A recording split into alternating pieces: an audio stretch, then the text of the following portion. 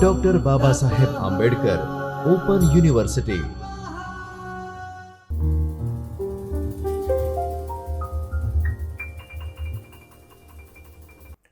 नमस्कार विद्यार्थी मित्रों, doctor Baba Saheb Ambedkar open university के चैतन्य स्टूडियो से मैं डॉक्टर आशीष कुमार सिंह, सहायक प्राध्यापक हिंदी, आप सभी का हार्दिक स्वागत करता हूं। विद्यार्थी मित्रों, बीए द्वितीय वर्ष के मुख्य गौड़ HNDS 204 हिंदी की कथेतर गद्य विधाएं के अंतर्गत इकाई 17 का अध्ययन हम करने जा रहे हैं, जो रिपोर्टाज एकलव्य के नोट्स फणीश्वर नाथ रेणु जी द्वारा लिखा गया है। विद्यार्थी मित्रों, इसको दो भागों में बांटकर हम अध्ययन करने वाले हैं। भाग एक में हमने एकलव्य के नोट्स फणीश्वर नाथ रेणु जी के उद्देश्य पे बातचीत की थी, प्रस्तावना पर बातचीत किए थे। रिपोर्टाज लेखन में फणीश्वर नाथ रेणु की भूमिका क्या है, उस पर बातचीत किए थे। भाग दो में हम बातचीत करेंगे एकलव्य के नोट्स का विश्लेषण, उसका प्रतिपाद क्या है और भाषा शैली पर बातचीत करेंगे। तो आइए भाग दो में एकलव्य के नोट्स के प्रतिपाद और भाषा शैली पर बातचीत करते हैं। रिपोर्टाज एकलव्य के नोट्स फणीश्वर नाथ रेणु भाग दो। विद्यार्थी मित्रों, भाग दो पढ़ाने से पूर्व मैं आपको जो भाग एक में इस इकाई को जो भाग एक है, उसमें जो प्रस्तावना, जो उद्देश्य पे बातचीत हुई थी, उसको मैं थोड़ा सा यहाँ आप लोगों को बताना चाहूँगा। रिपोर्टाज विधा का जन्म संभवतः महायुद्धों के दरमियान रिपोर्टरों द्वारा आंखों देखे प्रलयंकारी युद्धों की हृदय विदारक प्रस्तुति से हुआ था। जैसा कि आप पढ़ चुके हैं, जैसा कि आप जानते हैं, द्वितीय विश्व युद्ध के समय रिपोर्ट लिखे जाने लगे और उन रिपोर्टों का ही आगे चलकर विकास होता है, जिसे हम रिपोर्टाज कहते हैं। इसे भाग एक में विस्तार से पढ़ाया गया है। 19वीं सदी के दूसरे दशक के प्रथम विश्व युद्ध के दौरान आंखों देखा महायुद्ध रिपोर्टाज की पहली पुस्तक मानी जाती है। रेने मारिया तथा इलिया एहरेनबर्ग के साथ साथ अमेरिका के पैसोस, फ्रांस के आंद्रे मेलरिच की भूमिका भी इस विधा की शुरुआत में महत्वपूर्ण रही है। मैं मित्रों आपको बार बार यह बताता हूं कि प्रारंभ जब इसका हुआ था, तब रिपोर्ट पत्रकारिता के रिपोर्ट से ही शुरू होकर और रिपोर्टाज में तक पहुंचता है। रिपोर्ट और रिपोर्टाज की जो बेसिक समझ है वह यह है कि रिपोर्ट तत्काल लिख दिया जाता है, सूचना और जो समाचार होते हैं उसमें तत्काल पढ़ दिया जाता है। लेकिन जब इसी की साहित्य के द्वारा जब साहित्यिक भाषा में लिखा जाता है, तो वह रिपोर्टाज बनता है। जब तक उसको साहित्यिक भाषा, साहित्यिक कलेवर नहीं मिलेगा, वह रिपोर्टाज नहीं होगा। प्रस्तावना में ही हमने विजय मोहन सिंह जी का जो उन्होंने इसके बारे में लिखा है, परिभाषा दी है, उस परिभाषा पर बातचीत किए थे। साथ ही साहित्य की विविध विधाएं में कविता, कहानी, नाटक, उपन्यास, एकांकी, निबंध, आलोचना, जीवनी, आत्मकथा, संस्मरण का इस पूरे द्वितीय वर्ष के जो पुस्तक है हमारी HNDS 204 में यह चल रहा है, आधुनिक विधाएं, उसमें हम रिपोर्टाज विधा पढ़ रहे हैं। रिपोर्टाज मुख्यतः रोमांचकारी घटनाओं को लेकर लिखा जाता है, आतंककारी घटनाओं पर लिखा जाता है, कोई भीषण घटना हो उस पर लिखा जाता है, युद्ध, बाढ़, सूखा, अकाल आदि पर आधारित होता है। जैसे फणीश्वर नाथ रेणु का रिपोर्टाज ऋण जल धन जल, यह बाढ़ और सूखा दोनों पर लिखा गया है। इसका आधा हिस्सा बाढ़, जो 1975 का जो बाढ़ आई थी पटना बिहार में, उस पर लिखा गया है, और फिर जो सूखा पड़ा उस पर लिखा गया है। रिपोर्टाज लेखन में रेणु जी की भूमिका। रेणु जी ने पहला रिपोर्टाज डायन कोसी सन 1947 ईस्वी में लिखा। उसके बाद उन्होंने जय गंगा, पुरानी कहानी नया पाठ, एक टू आस्ते आस्ते, ऋण जल धन जल, नेपाली क्रांति कथा जैसे रिपोर्टाज लिखे। रेणु जी का सन 1965 से 1975 तक के बीच का रिपोर्टाज लेखन अपने चरम पर था। रिपोर्टाज लेखन में रेणु जी की भूमिका पर बात करें तो रेणु जी अपने रिपोर्टाजों में किसी सीमा को नहीं स्वीकारते। जंगल, पहाड़, नदी, घाटी, मैदान, निर्धनता, बेकारी, भूख, बेरोजगारी, बाढ़, अकाल, शोषण आदि, महंगाई जैसे मुद्दों पर अपने रिपोर्टाज में लिखते हैं। रिपोर्टाज लेखन में रेणु जी की भूमिका में ही उन्होंने कहा है कि साहित्यकार को चाहिए कि वह अपने परिवेश को संपूर्णता और ईमानदारी से जिए। एकलव्य के नोट्स का विश्लेषण भाग 1 में आप यहाँ तक पढ़ चुके हैं। हम इसके भाग 2 में एकलव्य के नोट्स का विश्लेषण करेंगे। एकलव्य के नोट्स श्रुत अश्रुत पूर्ण संग्रह का एक महत्वपूर्ण रिपोर्टाज है। रेणु जी के द्वारा लिखा गया श्रुत अश्रुत पूर्व रिपोर्टाज है जिसमें एकलव्य के नोट्स लिखा है, जिसमें वो उसमें छपा हुआ है। वास्तव में यह परती परिकथा जो रेणु जी का उपन्यास है उसके लिए लिखा गया था, उसके लिए नोट्स लिया गया था।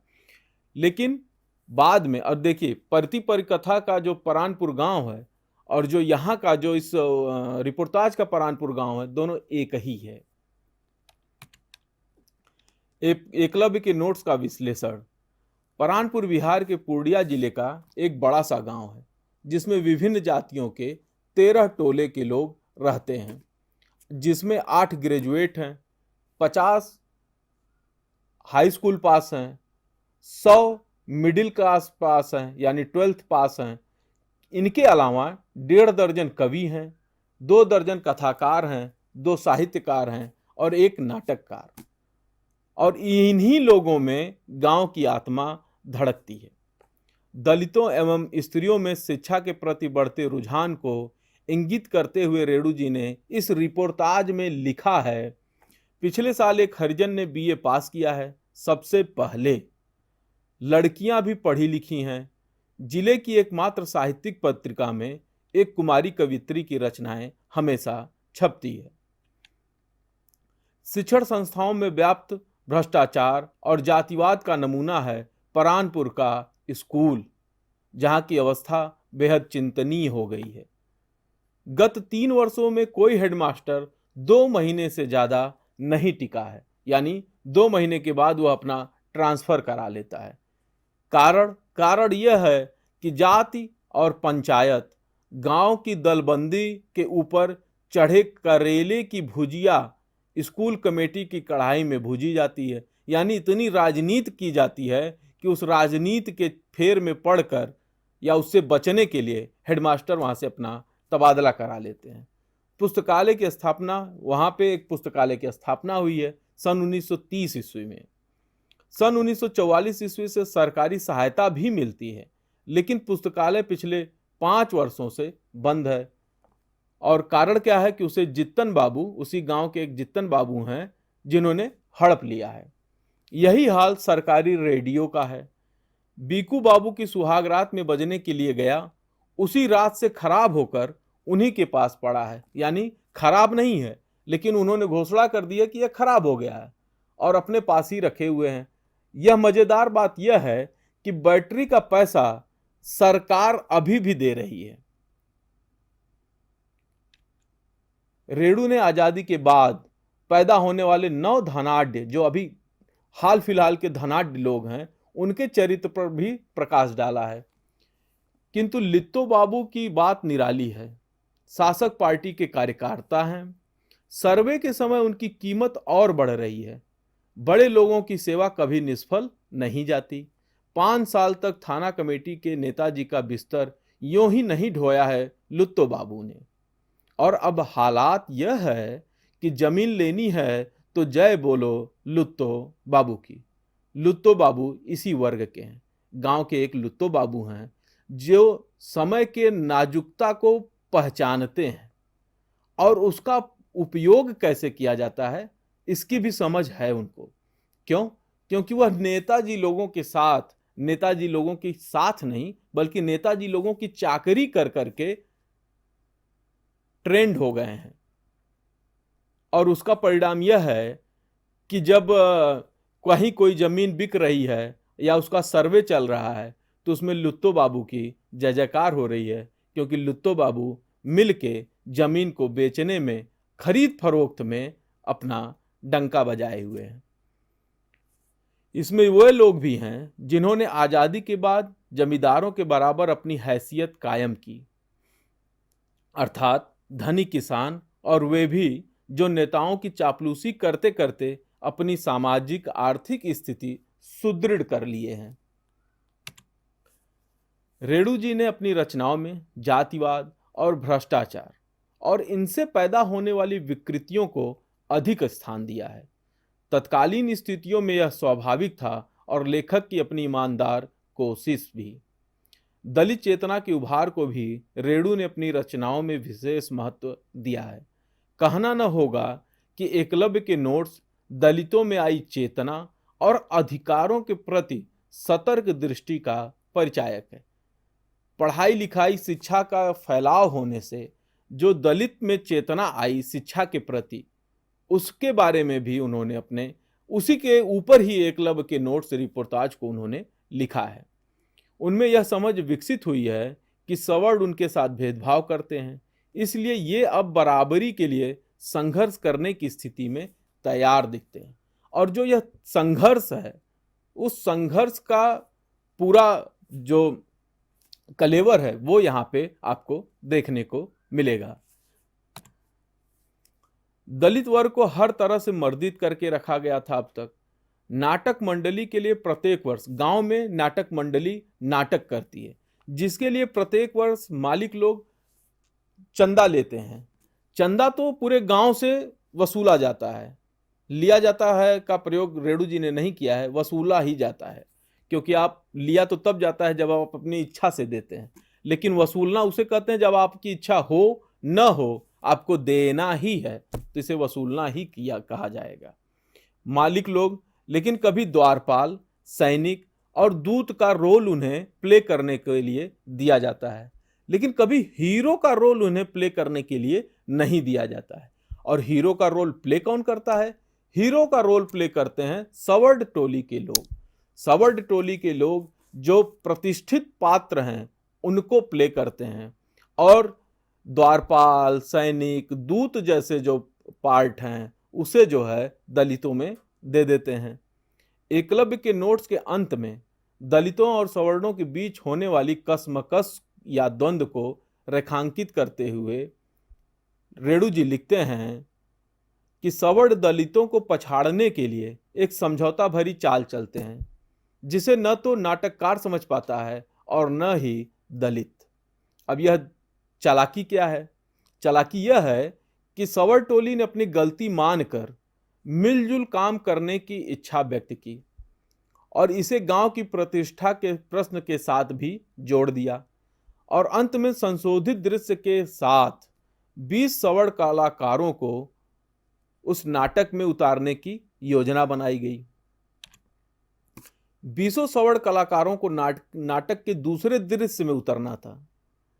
सबसे पहले एक व्यक्ति हाथ में तलवार लेकर स्टेज पर आया। दीवान जी पर पर्दे की आड़ में जोर जोर से प्रॉम्प्टिंग कर रहे थे, किंतु उस हीरो ने अपने डायलॉग में पुकारा, साथियों तैयार हो? अंदर से सम्मिलित आवाज आई, हम तैयार हैं। हुक्म हुआ, एक एक करके प्रवेश करो। 20 कलाकार किस्म किस्म की पोशाकों और हथियारों से लैस होकर आए। 8-10 नायकों के सिर पर बक्से भी लदे थे। प्रथम हीरो ने हुक्म दिया, इस व्यक्ति को कैद कर लो। दीवान जी को सबने घेर लिया। हारमोनियम मास्टर साहब ने लड़ाई वाली धुन छेड़ दी। हीरो आखिरी डायलॉग बोला, निकल पड़ो। 20 हीरो सारे साजो सामान तथा पोशाक के साथ दर्शकों के बीच उतर पड़े। 2 नायकों ने नाटककार जी को कंधे पर बेबस लटका लिया। प्रथम हीरो ने दलित टोले के पंचायती पेट्रोमैक्स को आगे बढ़कर गुल कर दिया। एकलव्य के नोट्स में एक भावधारा अंतर्निहित है, वह है मुक्ति की भावधारा, मुक्ति की आकांक्षा। नाटक को अपने बलबूते पर मंचित करने का संकल्प दलितों की मुक्ति की संकल्पना से जुड़ा हुआ है। सामाजिक दौड़ में पिछड़ गए साधारण लोगों की कथा इस रिपोर्टाज में कही गई है। रेणु के मनोजगत में क्रांति की जो अवधारणा पल रही थी, उसमें गांव और शहर के भेद को मिटाने के साथ साथ समाज के दमित शोषित वर्ग की इच्छा आकांक्षाओं और सपनों को साकार करने की भी बात निहित थी। कहना न होगा कि यह रिपोर्टाज दलित चेतना के उभार के साथ साथ उनकी आंतरिक पीड़ा को मार्मिक ढंग से उभारता है। दलितों की इस पीड़ा को में रेणु की संवेदना भी शामिल है। भाषा की बात करें, जिस भाषा शैली का प्रयोग किया गया है, तो जैसा कि आप जानते हैं, फणीश्वरनाथ रेणु आंचलिक उपन्यासकार हैं, तो इनकी भाषा में आंचलिकता के शब्द तो प्रमुख रूप से आते ही आते हैं, अनिवार्यतः आते हैं। अपने कथ्य के अनुरूप वे भाषा को जैसा चाहते हैं रूप देने में माहिर हैं। मैला आंचल और परती परिकथा जैसे उपन्यासों में रेणु जी ने अपनी भाषिक क्षमता का भरपूर परिचय दिया है। इनमें मिथिला की अमराइयों में कोयल की मीठी तान प्रायः सुनाई पड़ जाती है। कहना न होगा कि उनकी यह पहचान उपन्यास, कहानी, रिपोर्टाज और यात्रा वृत्तांत में भी साफ साफ दिखाई देती है। एकलव्य के नोट्स में आंचलिकता के साथ साथ अंग्रेजी के कुछ शब्द जैसे prompting, drop, dialogue, scene, human dignity जैसे अंग्रेजी के शब्द भी प्रयोग में लाए गए हैं। और इसी के साथ एकलव्य के नोट्स में लोक जीवन की एक छवि देखने को मिलती है। कई छवियां देखने को मिलती हैं, जिसमें यह महत्वपूर्ण है जिसे यहाँ मैं रखा हूँ। सेमल के फूल को देखकर हवा भी बावरी हो गई है। चक्की पीसती हुई लड़कियां गाती हैं, सेमली के बगिया अगिया लागी रही। यानी जो सेमली की बाग है उसके फूल लाल लाल हैं, तो उसको फूलों को देखकर ऐसा लग रहा है कि पूरी बाग में आग लग गई हो। वे जन अंचल के साथ साथ भाषा को भी प्यार करते रहे, उनसे आत्मीयता स्थापित करते हैं। वे लोक रस को कहीं भी भंग नहीं होने देते। लोक से जुड़ाव ही उनकी भाषा का प्राण है। विद्यार्थी मित्रों, भाग 1 और भाग 2 रिपोर्टाज एकलव्य के नोट्स फणीश्वरनाथ रेणु जी का हम लोगों ने अध्ययन किया। यह 2 भागों में बांटा गया है। भाग 1 में उद्देश्य, प्रस्तावना और रेणु जी का परिचय विस्तार से बताया गया है, और भाग 2 में इसका जो विश्लेषण है एकलव्य के नोट्स का और उसकी जो भाषा है, जो उसका प्रतिपाद है, उस पर बातचीत की गई है। मिलते हैं अगली इकाई में, अगली कड़ी में। तब तक के लिए नमस्कार, धन्यवाद। स्वाध्यायः परः